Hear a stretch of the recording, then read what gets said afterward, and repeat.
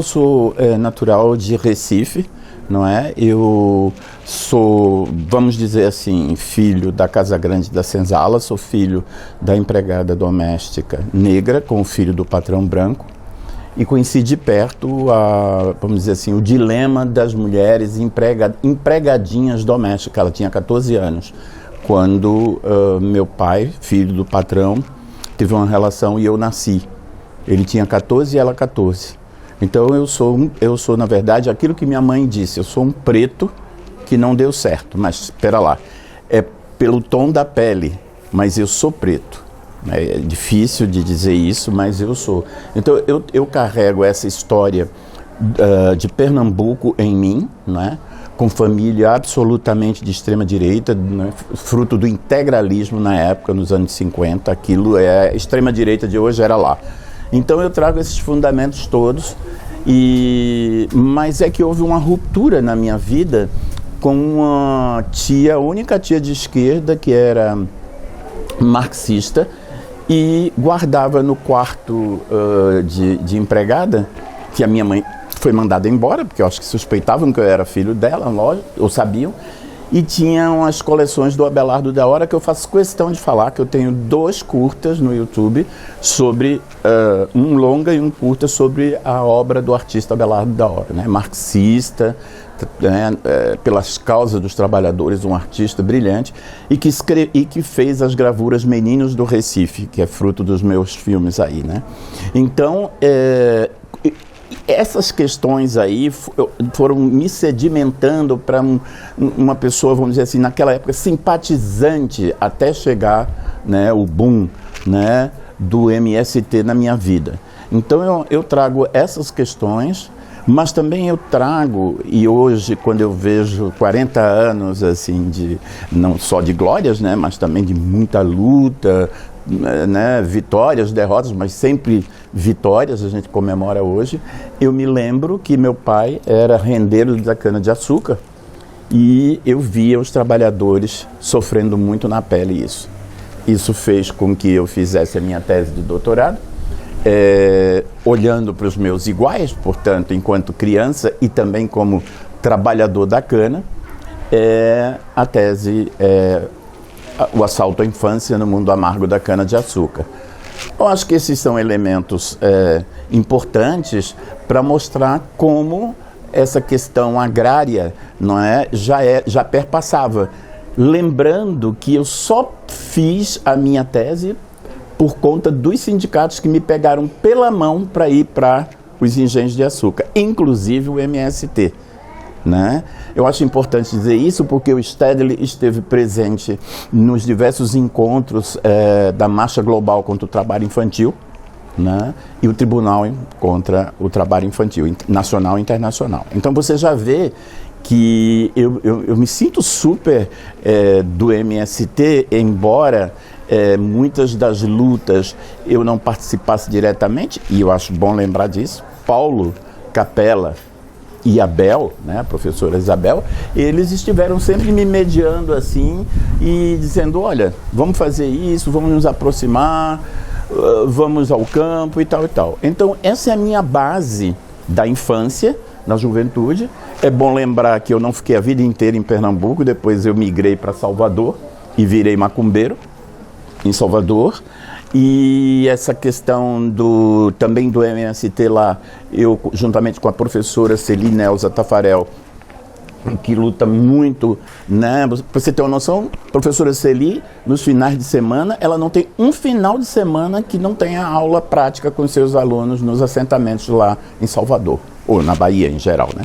Então você veja que eu tenho o maior orgulho, né, por esses 40 anos e dessas contribuições que o MST me deu através de relações com pessoas. Por exemplo, fui orientador de, acho que umas 4 ou 5 ou 6 ou 7 professoras, uma delas Sandra Dalmagro, né? E por coincidência, elas é que me ensinaram sobre o MST. Eu ficava na UFSC, dava as oficinas para o MST quando tinha encontro aqui do MST, né, quando tinha assentamento e tudo, ou nos assentamentos, mas essas professoras, Sandra, a Natasha, Agora me lembro mais de algumas pessoas também que me ensinaram muito sobre essa relação teoria e prática no MST. Eu acho que a gente está celebrando isso, né?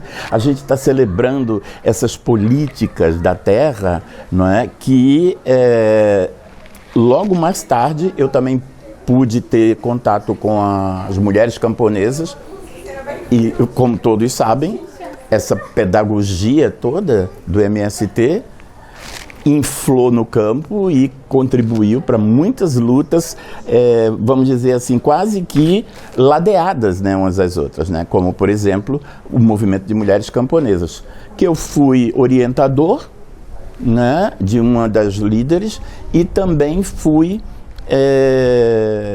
ao campo, fiz pesquisa de campo com as crianças, as meninas, e tenho me dedicado muito a essa questão das meninas mulheres e as mulheres meninas, e a luta das crianças meninas no campo, e virou filme e está também no YouTube. Mas eu só estou dizendo isso para dizer do papel, né, e do aprendizado do MST na minha vida, na minha formação, que nunca se acabou. Sou aposentado e estou estudando, né, o máximo que eu posso sobre o MST, sobre campo e cidade. Como a gente estava conversando ontem, no capitalismo, se você é realmente anticapitalista, você vai ter que estar, onde você estiver, lutando. Então, vamos dizer assim, essa é a minha base, mas eu tenho motivos para celebrar o aprendizado. Tem mais coisas que eu até anotei aqui para falar. É que eu tenho formação em educação física, mas como eu tenho essa história, com essas memórias todas, né, de trabalho doméstico, exploração e tal, eu não me senti muito agraciado com os conhecimentos até então na educação física. Depois mudou, a educação física passou a ser mais crítica e tal, mas eu fiz universidade em Salvador, ali mesmo virei professor, e fui para a Universidade de Sergipe, onde eu já me aproximava ali do MST. Então, não tem ruptura com a educação física. Em seguida, eu fiquei muito na militância, e depois eu quero falar sobre o Andes, né, o papel do Andes e o MST mediando. Já em Aracaju, na Universidade de Sergipe, eu acompanhava a luta dos trabalhadores, né, do MST, e também ali eu pude, em Sergipe, ter vamos dizer assim, uma posição muito mais, por causa do Andes, muito mais crítica, né? Meus estudos, que todo mundo era progressista, mas ninguém dizia que era marxista, pelo menos eu achava assim, né? Era progressista. E eu fui ali, ao me aproximar de companheiros e companheiras marxistas e também do MST, que eu pude me aprofundar nas leituras de Marx, né? E depois, por assédio moral, eu tive que sair da Universidade Federal de Sergipe, porque meus colegas, não se chamava assédio moral, né? Pelo fato de lutar, né, estar a favor do MST, pelo fato de ter essa dimensão mais sindical. Inclusive, minha vinculação com o Andes, eu tive que pedir transferência para a Universidade Federal de Santa Catarina. Né? Agora, sobre o Andes, eu quero dizer que já em Santa Catarina eu tive experiências de militância dentro do próprio sindicato, dentro da universidade, participei da greve de fome, né? Promovida naturalmente pelo Andes, mas com o apoio do MST ostensivo. Nós tínhamos visitas lá na greve de fome, quase que diárias, né? Inclusive do Stedley e de muita gente das lideranças. Então, chegando em Santa Catarina, você vai ter, na verdade, que nós somos hoje o laboratório do fascismo, né? E isso eu não poderia deixar de dizer, mas o que é mais interessante e que me comove e que eu tento dizer para os nordestinos que me criticam porque eu não volto para o Nordeste, eu falei para eles: vocês pensam que lá não tem resistência? Vocês precisam ver a resistência dos movimentos em geral, mas principalmente do MST, como é exemplar isso. Porque eles acham que uma vez fascista, né, domina tudo e não tem resistência.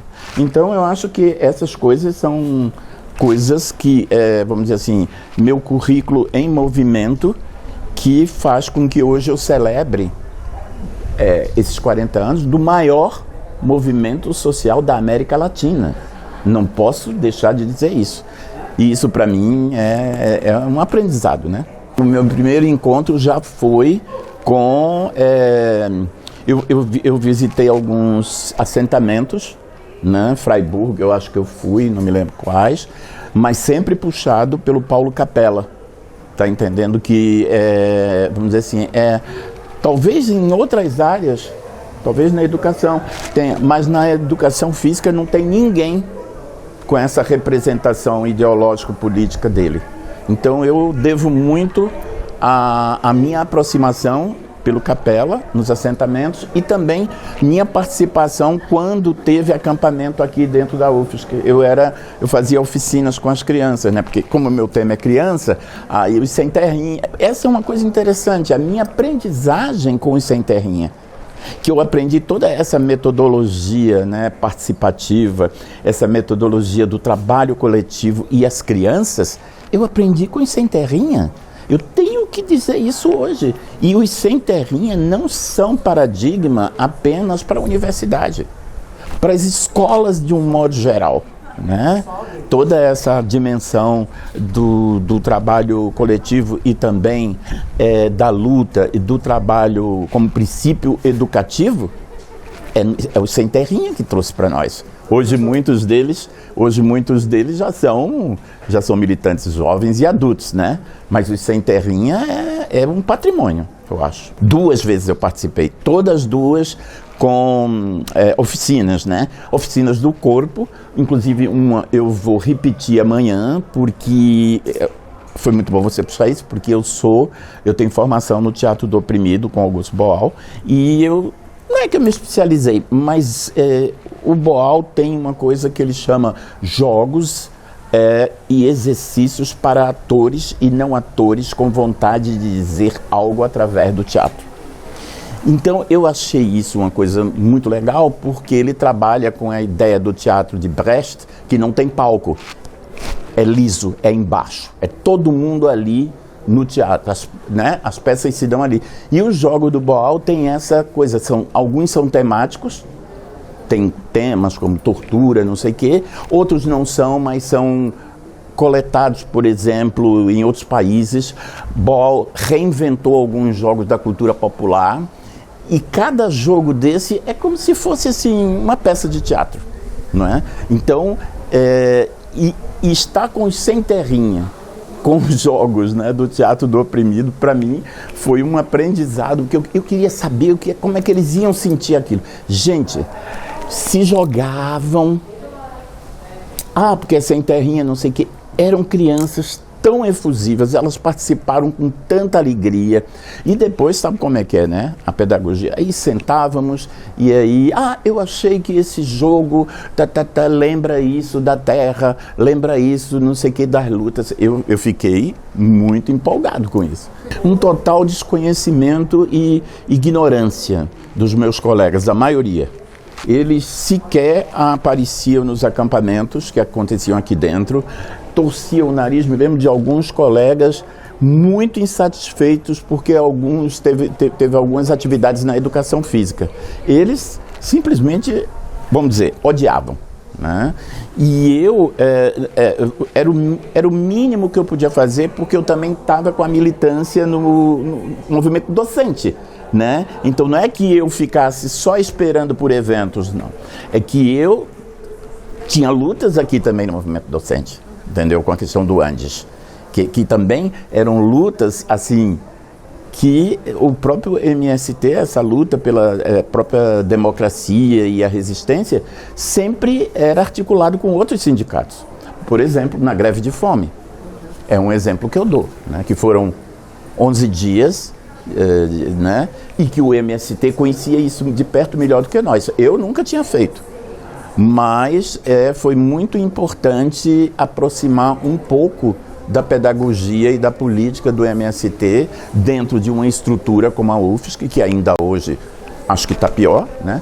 Mas era muito difícil o ódio que se tinha aos sem terra, né? Desconhecendo, né? Até anotei aqui, desconhecendo por exemplo, as lutas pela soberania alimentar e a luta contra as desigualdades sociais. Muita gente fazia vistas grossas para isso, né? Grande parte. E se pensar hoje que nas eleições aqui, grande parte dos professores votaram na direita, então vocês imaginam que a direita já estava lá, só mudou um pouco assim, né? Outra coisa desses 40 anos das lutas é sobre a relevância política, social e pedagógica, que eu já evoquei antes, mas é muita lição que tem para nós. Os projetos do MST, agora mesmo estava vendo que o MST está com um projeto, não sei aonde, dessa questão da alimentação saudável, né? Até sorvete, né? Eles estão hoje oferecendo produtos, né, que são fruto dessa conquista, dessa luta toda, né? Outra coisa que eu acho que é importante é a democratização da terra e também a questão da habitação, que está dentro dos princípios, dos primórdios, né?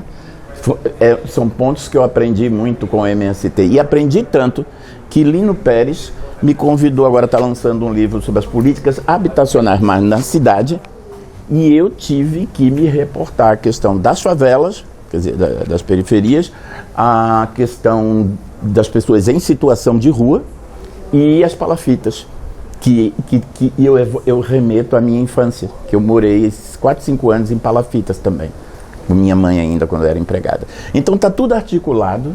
O MST é aquele movimento que eu digo assim, me deu tantos elementos, embora quase você não me veja em todos os movimentos mais massivos, mas eu tenho toda essa história construída nisso, né? Outra questão é sobre o fomento à agroecologia, entendeu? Eu tenho acompanhado de perto essa questão da agroecologia e eu tenho assistido pessoas, professores, pessoas assim que deveriam, não é, compreender, entender e estudar a agroecologia proposta, essa política do MST, mas eles continuam comendo porcaria, eles continuam comendo coisas horríveis. Então, esse ponto da agroecologia foi nesses anos que uma das coisas que eu mais aprendi, né, com eles. A relação era a relação mais íntima possível, mais imbricada, tanto para recursos para ajudar o MST, quanto de pessoal, né?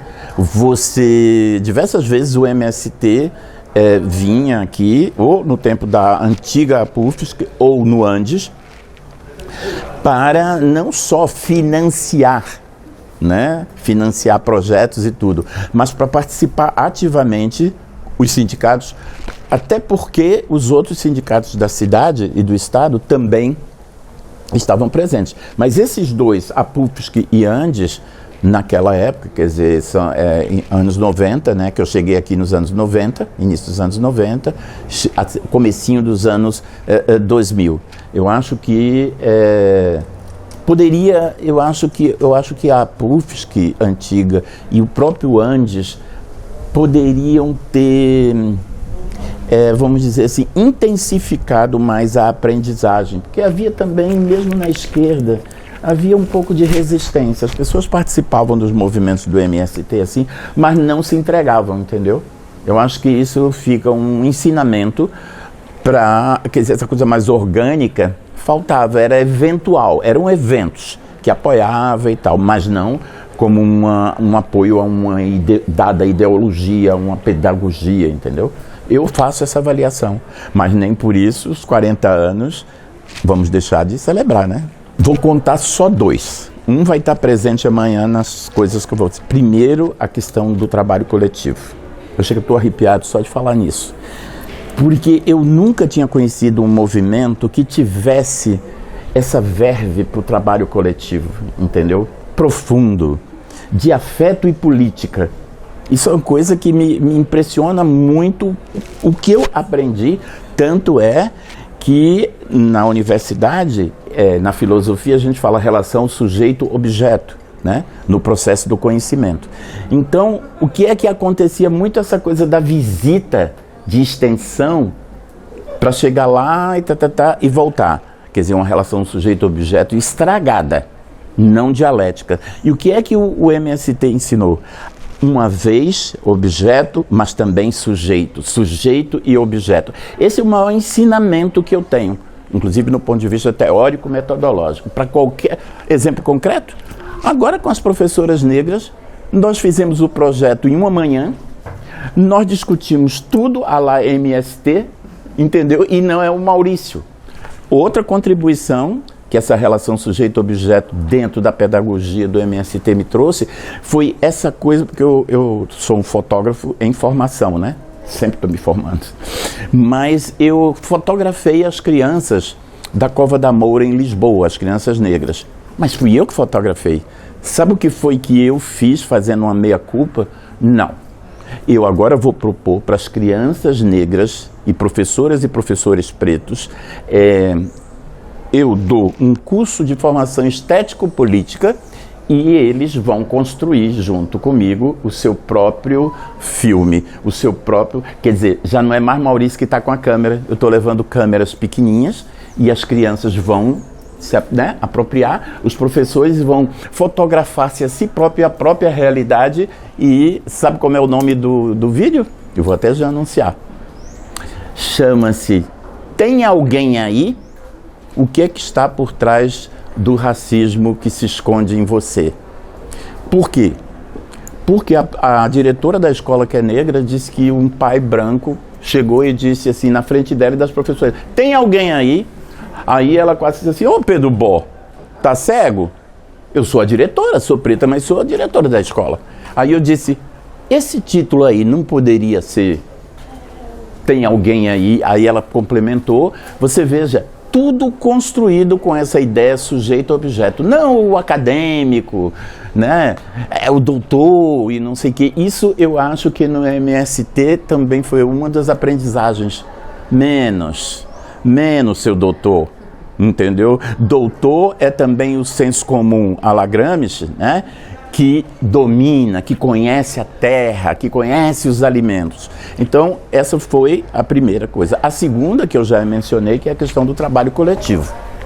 Eu fico, tanto que amanhã eu vou fazer uma oficina só de jogos coletivos, entendeu? Do BOL. Justamente para celebrar esses anos todos de trabalho coletivo. Você está me entendendo? Custa. Custa que eu estou dizendo assim, a se desfazer dessa coisa, né, do egocentrismo capitalista e realmente pensar, né, se colocar no lugar do outro, porque todos nós somos MST, de uma certa maneira, né, e aí com isso construir alguma coisa coletiva em qualquer espaço. Essas são as contribuições que o MST me deu.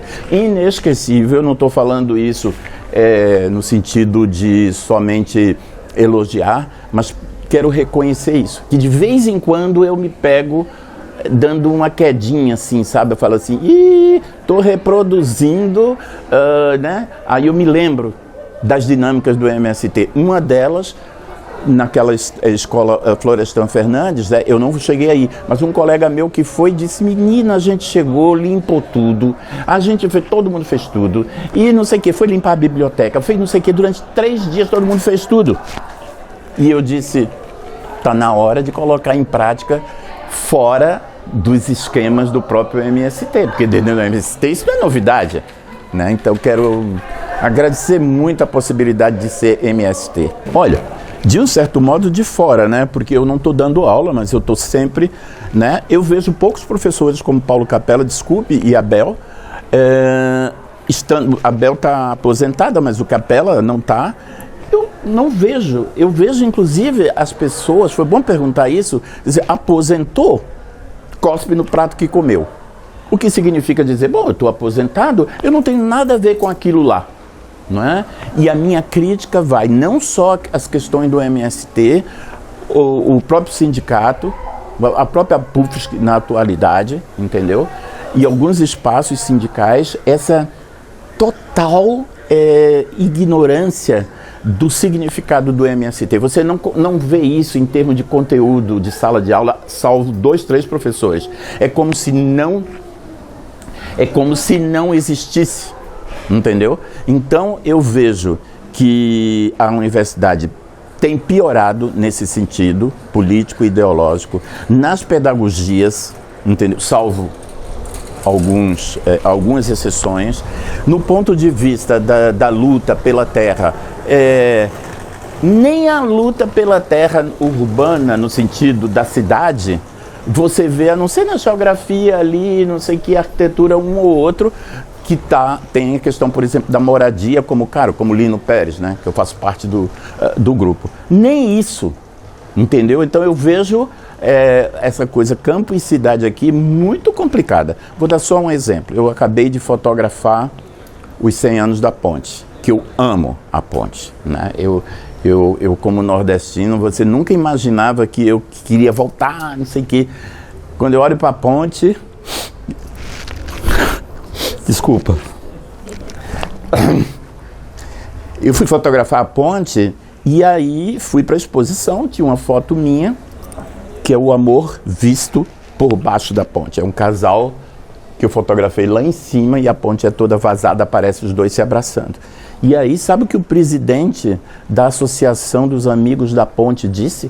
Ele disse que ali não era só a ponte, não era a luta pela ponte, né? Porque ali foi muita gente querendo inclusive adiar por causa do dinheiro que comeu e tal, para a ponte não ficar pronta. Mas é também a luta pelo Parque da Luz.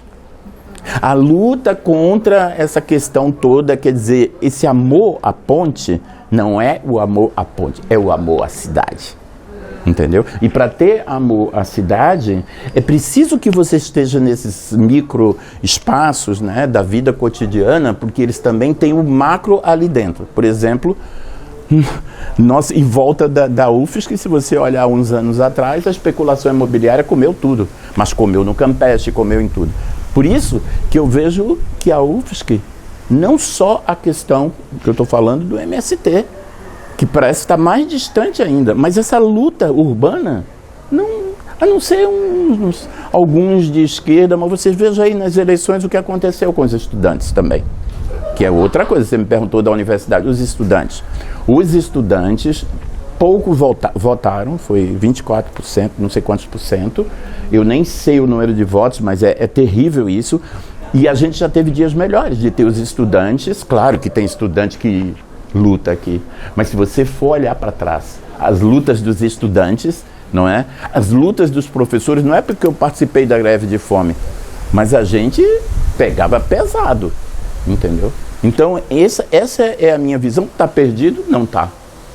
Como é que se diz no Rio Grande do Sul? Não está morto quem peleia, né? E eu acho que isso talvez seja o ensinamento do MST para a universidade. A universidade do MST. A universidade pública popular. Já é o MST. Não precisa fundar uma outra universidade. Entendeu? Então essa é a minha visão da relação UFSC e não só o MST, mas os movimentos sociais em geral, né? E os sindicatos combativos também, né? E isso que me encanta no MST é que quando você pega a dimensão, não é, mais elástica de classe, né? Como diz Hailete Safiotti, ela chama noção diretriz do nó. É que ela não abre mão da luta de classes. Obviamente, eu também, nós todos aqui também do MST. Só que ela pega uma ponta de classe e ela amarra com gênero. Mas ela volta para a classe.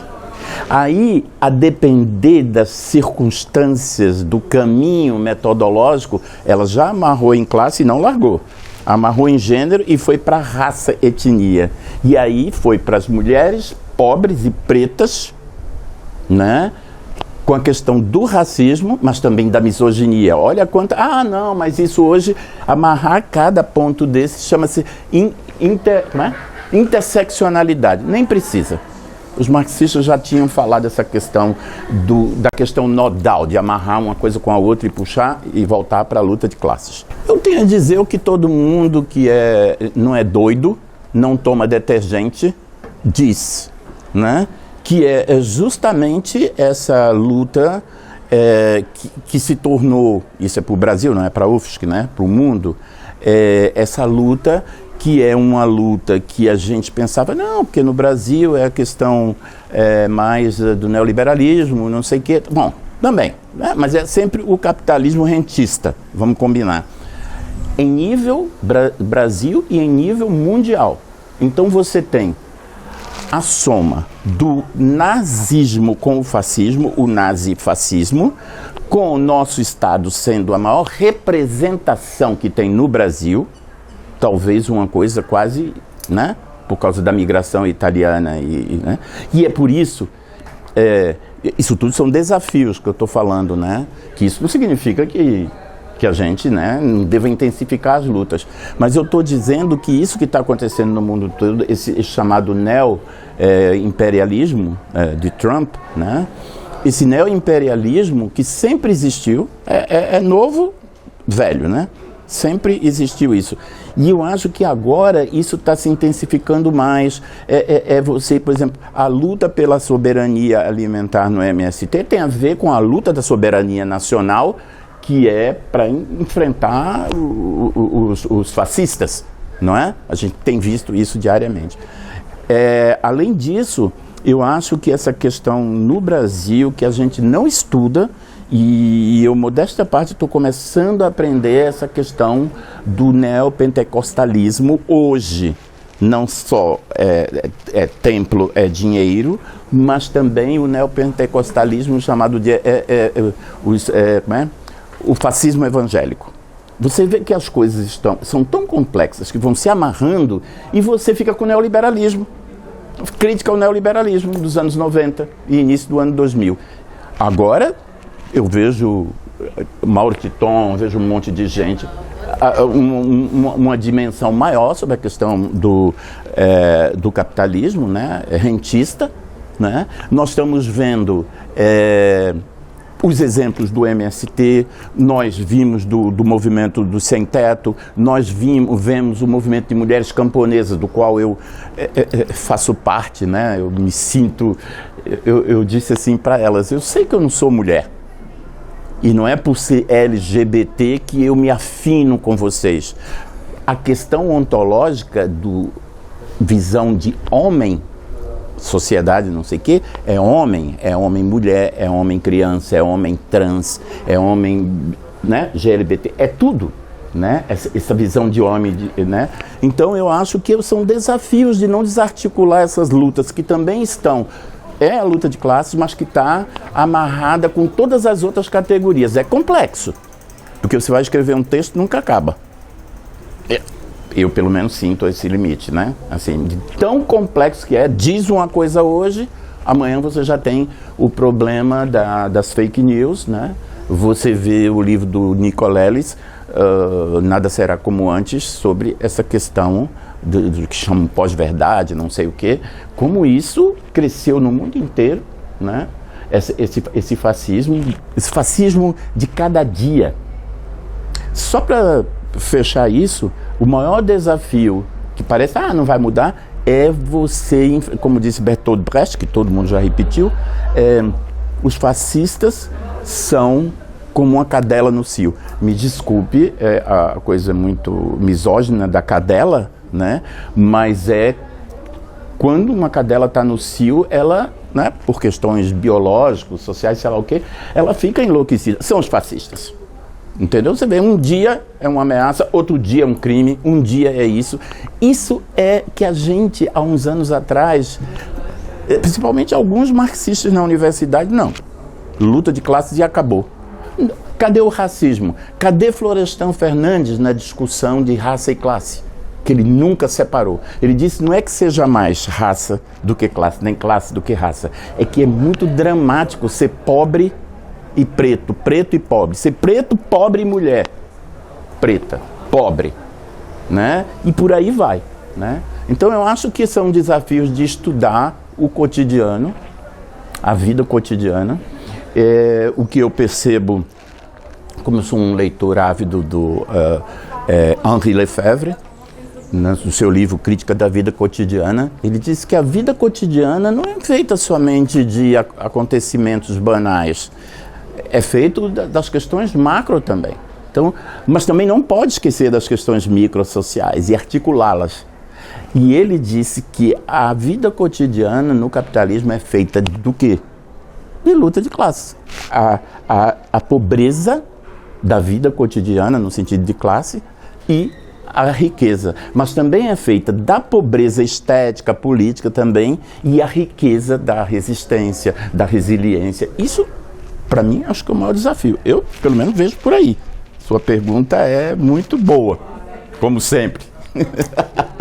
Eu acho que, para finalizar, somente reiterar, né, os projetos e ações do MST, que, só para fazer uma síntese, que me influenciaram bastante hoje as minhas leituras e práticas, que é a questão da democratização da terra e da habitação, que é o combate à fome e o fomento à agroecologia. Isso também são elementos muito importantes na minha formação com o MST. Na educação do campo, a importância da luta pela reforma agrária, sempre, né, no ensinamento. E, para finalizar, a luta pela cidadania efetiva e igualitária, não é? E sempre com a questão da luta de classes em primeiro plano. Eu consigo observar, mas eu não consigo observar como uma queda.